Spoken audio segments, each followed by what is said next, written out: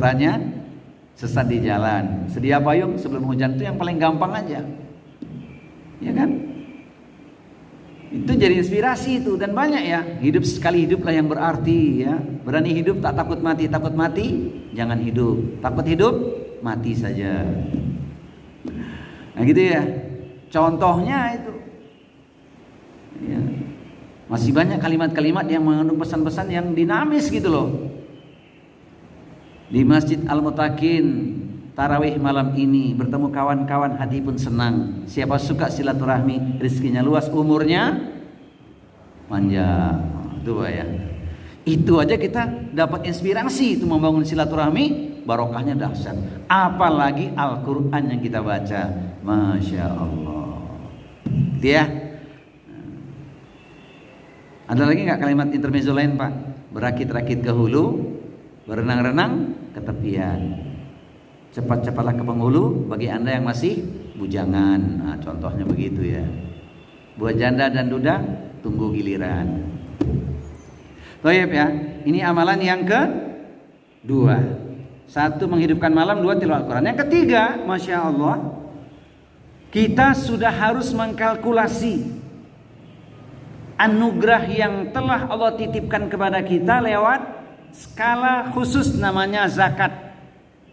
Itu skala khusus itu, yang 2,5% itu. Yang kedua, skala menengah namanya infak. Dalam bentuk apapun boleh infak. Dan skala luas adalah sodakoh, artinya segala kebaikan. Kullu amrin bil ma'ruf sodakoh. Ini dia waktunya.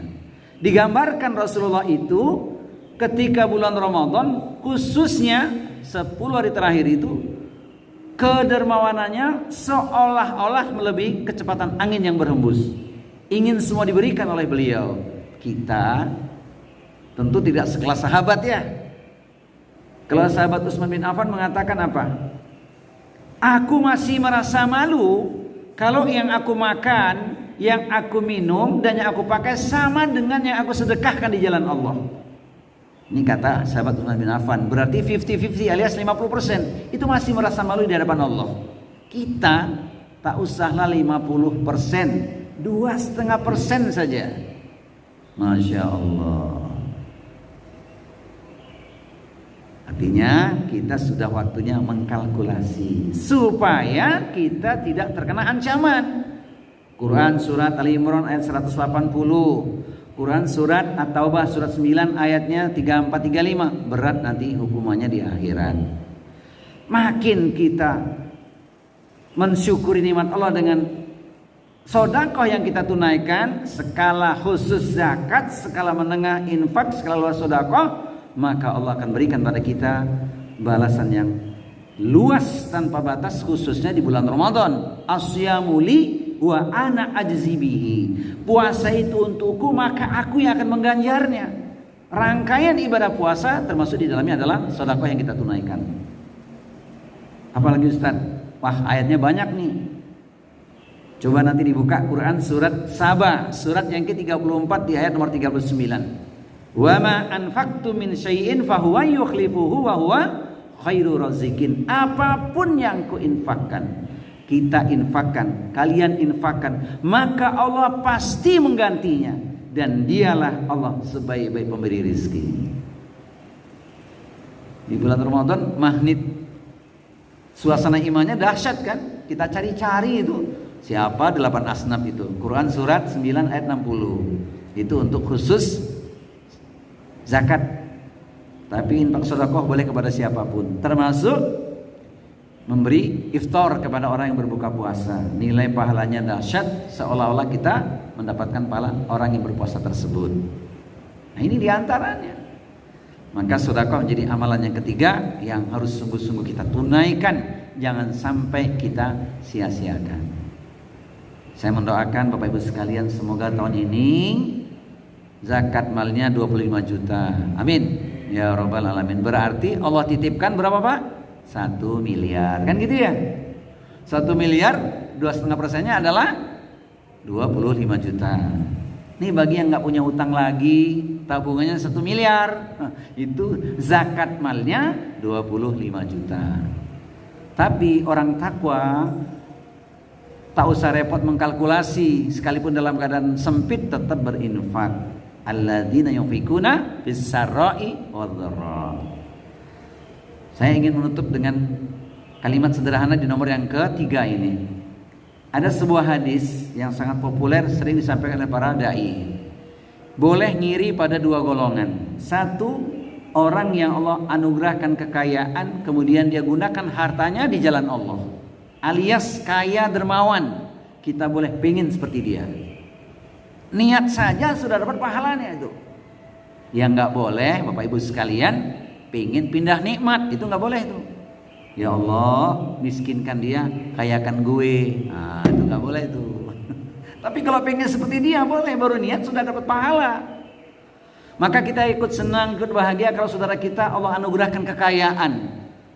Kita ikut senang, bahagia. Kenapa? Akan bermanfaat untuk umat, untuk syiar, dakwah, lingkungan, sosial masyarakatnya, bahkan negeri dan bangsanya. Ini kalau saudara kita itu muslim, kan gitu ya. Kaya dermawan, alhamdulillah. Ini penting ini. Yang kedua, kita boleh ngiri pada ahli ilmu, kemudian dia mengamalkan ilmunya. Masya Allah, boleh. Jadi kita boleh hasad, boleh iri, ada rasa dengki untuk dua golongan ini saja. Orang yang Allah anugerahkan kekayaan digunakan di jalan Allah, kita ingin seperti dia, berdoa ingin seperti dia. Dan yang kedua, kepada orang yang disebut ahli ilmu, mengamalkan ilmunya. Kita juga boleh memohon pada Allah seperti itu, supaya kita dimudahkan mengamalkan ilmunya juga. Ini nomor yang ketiga. Mudah-mudahan kita termasuk orang yang bersemangat ya. Jangan lupa nih Pak, jangan lupa ya, yang di bawah bantal itu ya, nyimpannya di bawah bantal atau di bawah kulkas?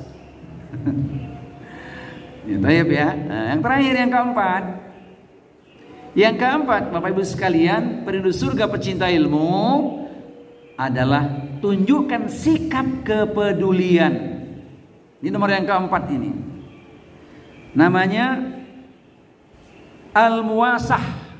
Al-muwasah itu sikap kepedulian. Ini dia momentumnya. Kalau selama ini kita tidak peduli dengan saudara kita, kerabat kita, apalagi orang beriman ya, ini dia waktunya. Tadi ayatnya dibaca tuh, wa ta'awanu 'alal birri wat taqwa wa la ta'awanu 'alal itsmi wal 'udwan. Kapan itu? Di Ramadan ini dia. Pasca Ramadan tinggal kita lanjutkan. Masya Allah, bertemu karena Allah, berpisah juga karena Allah. Kesempatan emas. Sikap kepedulian berarti tegaklah yang namanya amar ma'ruf nahi mungkar. Menyuruh orang pada kebaikan, namanya kita peduli itu.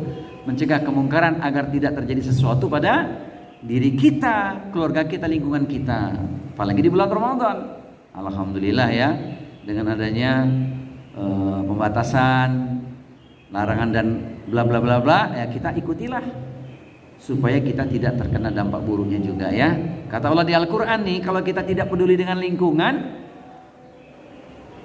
musibahnya akan menimpa diri kita juga. Quran surat Al-Anfal, surat yang ke-8, ayatnya ada di nomor 25. Wattaqu fitnatan la tusibanna alladzina dzalamu minkum khassah wa'lamu annallaha syadidul iqab.